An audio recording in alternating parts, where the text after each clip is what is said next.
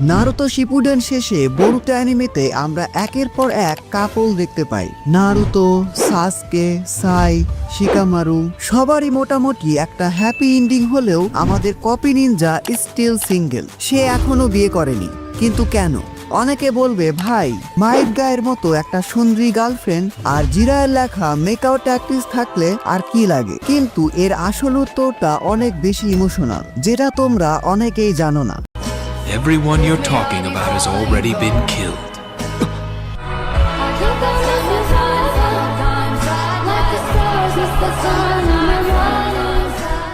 ধরো তুমি কাকাশি, জন্ম হওয়ার কিছু বছর পরই তোমার মা মারা যায়। মায়ের কষ্ট ভুলতে না ভুলতেই মাত্র 5 বছর বয়সে তোমার বাবা, যে কিনা একজন ফেমাস শিনোবি ছিল, সেও সুইসাইড করে বসে। পুরো ভিলেজ তাকে হেট করতে থাকে। সেখান থেকে অনেক কষ্টে তুমি বের হলে। তোমার সাথে ওবিটো এবং রিনের বন্ধুত্ব হলো। তুমি মিনাটোর মতো একজন সেন্সেই পেলে। একসাথে তোমাদের অনেকগুলো মেমোরিজ তৈরি হলো। তোমার বেস্ট ফ্রেন্ড ওবিটো তোমাকে বাঁচানোর জন্য নিজের লাইফই স্যাক্রিফাইস করে দিল। আর মারা যাওয়ার আগে তার একটা ইচ্ছা ছিল, তুমি যাতে ওবিটোর ট্রু লাভ রিনকে সব রকম বিপদ থেকে প্রোটেক্ট করো। বন্ধুর শেষ কথা রাখার জন্য রিনি এখন তোমার লাইফের সবচেয়ে ইম্পর্টেন্ট পার্সন। আর সেই ইম্পর্টেন্ট পার্সনকে অ্যাক্সিডেন্টলি তুমি নিজেই নিজের হাতে মেরে ফেললে। এখন তোমার কেমন লাগবে? তোমার কথা জানি না, বাট কাকাশির জন্য এটা একটা বড় ট্রমা হয়ে গিয়েছিল। রিনের কথা ভেবে সে রাতে ঠিকমতো ঘুমাতেও পারতো না। এমনকি কোন রকম ময়লা বা হাতে কোনো কিছু লেগে না থাকা সত্ত্বেও সে বারবার হাত ধুতো।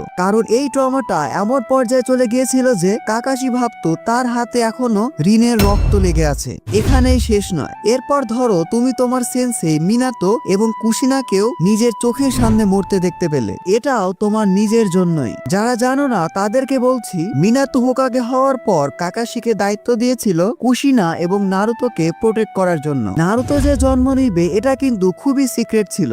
বাট আনফরচুনেটলি কাকাশির জন্যই ওবিটো নারুতোর জন্ম হওয়ার খোঁজ পেয়ে যায়। আর তারপর ওবিটো ঠিক কি করেছিল তা তোমরা সবাই জানো। কিন্তু তারপরেও তার নিজের ফেভারিট স্টুডেন্ট সাসকে ইভিল হয়ে যায়। অনেক চেষ্টা করে বোঝানোর পরও সে সাসকেকে থামাতে পারেনি। এছাড়াও ইতাচির উচিহা ম্যাসিকারের জন্য কাকাশি নিজেকেই দায়ী করে, কারণ কাকাশি ইতাচিকে শিখিয়েছিল যে কোনো কিছুর থেকে নিজের মিশনই আগে। যাই হোক, বাকি কাহিনী বাদই রাখলাম। জাস্ট এটুকুই যথেষ্ট এটা বোঝার জন্য যে কাকাশি আসলে কতটা হার্ট ব্রোকেন শিনোবি ছিল। নারুতো অ্যানিমিতে এই একটা শিনোবিকে যত দেখি তত অবাক হই। এই শিনোবির সব রকম অধিকার ছিল ইভেল বা ভিলেন হয়ে যাওয়ার, কিন্তু তারপরেও সে সব সময় হাসি মুখে কোনোহাকে প্রোটেক্ট করে গেছে। নিজের সব কষ্ট লুকিয়ে রেখে কিভাবে সামনে এগিয়ে যেতে হয় এটা কাকাশির থেকে শেখা উচিত। এতক্ষণ এগুলো কেন ব্যাখ্যা করলাম জানো? কাকাশির বিয়ে না করার প্রথম কারণ বলার জন্য। Number 1, heart breaking memories. ছোটবেলা থেকে এত হার্ট ব্রেকিং মোমেন্টের পর কাকাশি ধরে নিয়েছিল যে সে যাকেই ভালোবাসবে সেই তাকে ছেড়ে চলে যাবে। ইংরেজিতে এটাকে বলে ফিয়ার অফ অ্যাটাচমেন্ট, অর্থাৎ যে কারোর সাথে অ্যাটাচমেন্ট টাইপের সম্পর্ক। যেমন ধরো প্রেম ভালোবাসাকে ইগনোর করা। কাকাশির মতো একটা স্মার্ট ক্যারেক্টার কতটা হার্ট ব্রোকেন হলে এমনটা করতে পারে। যাই হোক, পরবর্তীতে কাকাশি কোনো রকম প্রেম ভালোবাসা খোঁজার থেকে নেক্সট জেনারেশন শিনোবি অর্থাৎ নারুতো, সাসকে এবং সাকুরাকে ট্রেনিং এবং ভিলেজকে প্রোটেক্ট করতে বেশি মনোযোগ দেয়। Number 2, shinobi lifestyle. পুরো সিরিজে কাকাশির কাছে কখনোই স্টেবল লাইফস্টাইল ছিল না। সে আনবু ব্ল্যাক কপসের high risk, brutal, emotionless mission complete করত। Most importantly Kakashi Anbu black কপসের ক্যাপ্টেন ছিল। এসব বাদ দিলেও টিম 7কে ট্রেনিং, কোনোহাকে প্রোটেক্ট, হোকাগের দেওয়া বিভিন্ন মিশন কমপ্লিট করা, এগুলো তো আছেই। ভিলেজের অনেক ইম্পর্টেন্ট কাজের দায়িত্ব কাকাশিকে দেওয়া হতো। প্রথমত কাকাশি ছিল সবচেয়ে বিশ্বস্ত এবং দ্বিতীয়ত কাকাশি অনেক স্মার্ট এবং পাওয়ারফুল শিনোবি ছিল।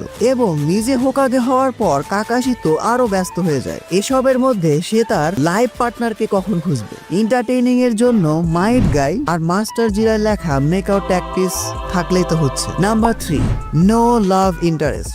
একটু খেয়াল করলে দেখবে কাকাশির সাথে আমরা কারোরই লাভ ইন্টারেস্ট বা কোন রকম কেমিস্ট্রি দেখতে পাইনি। নারুতো এপিসোড 191-এ আমরা হানারের সাথে কাকাশির কিছুটা কেমিস্ট্রি দেখতে পেয়েছিলাম, বাট সে একজন স্পাই ছিল। আর মোস্ট ইম্পর্টেন্টলি এটা একটা ফিলার এপিসোড ছিল। এছাড়াও ফিথ মিজুকাগে মেই টেরুমি কাকাশির সাথে ওপেনলি ফ্লার্ট করেছিল, আর শিজুনের সাথেও তার কিছু একটা হয়তো হতে পারত।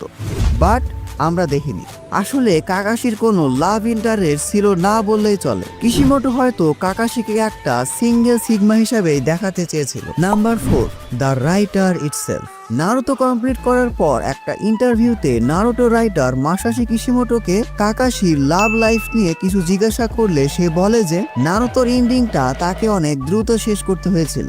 সময়ের অভাবে শেষের দিকে অনেকগুলো ক্যারেক্টারের লাভ ইন্টারেস্ট নিয়ে কাজই করা হয়নি। এছাড়াও কাকাশির লাভ ইন্টারেস্ট সেটআপ তার ক্যারেক্টারের সাথে একটু ডিফারেন্ট ছিল ম্যানেজ করা। সো মেইনলি এই কারণে কাকাশি বিয়ে করেনি, কারণ রাইটার কাকাশিকে বিয়ে করায়নি। আশা করি তোমরা তোমাদের উত্তর খুব ভালোভাবে পেয়ে গেছো।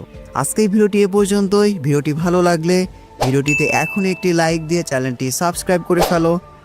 Don't subscribe if you are not an anime fan. See you in next video.